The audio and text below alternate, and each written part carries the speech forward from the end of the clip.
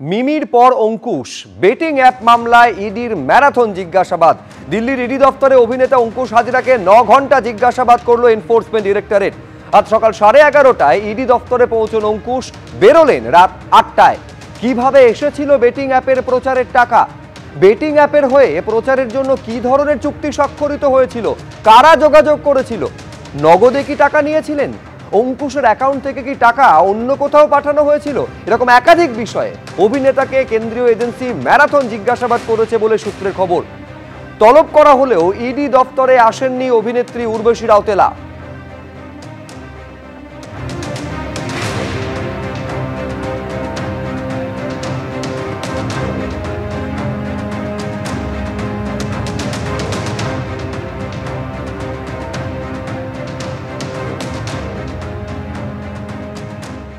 বিবাদী বাগের মতো পুরুলিয়াতেও বৈধ অস্ত্রের দোকানে অবৈধ কারবার চলছে।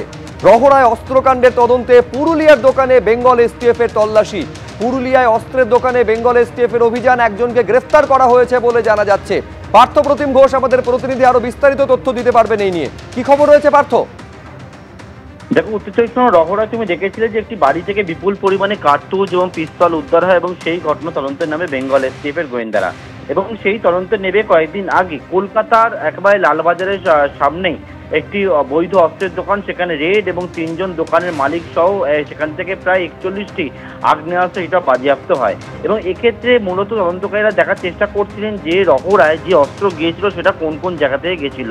এবং কলকাতার পর এবারে তারা পুরুলিয়ার একটি দোকানের হদিশ পেয়েছে এবং যে দোকান ইতিমধ্যে তারা সিল করেছে, যে দোকান একেবারে লাইসেন্স প্রাপ্ত গান শপ হিসেবে পরিচিত ছিল এবং সেই দোকানে বর্তমানে মাঝে মধ্যে বন্ধই থাকতো। কিন্তু ওই দোকানে যে অস্ত্র ছিল, যেমনটা জানা যায়, সেই দোকান চালানোর দায়িত্ব নেয় বর্তমানে শেখ মনু নামে এক ব্যক্তি, এবং তাকে জিজ্ঞাসাবাদ করা হয় এবং যে দোকানের মালিক তিনি তাকেও জিজ্ঞাসাবাদ করা হয় এবং জিজ্ঞাসাবাদ করে শেখ মনুকে গ্রেপ্তার করেছে।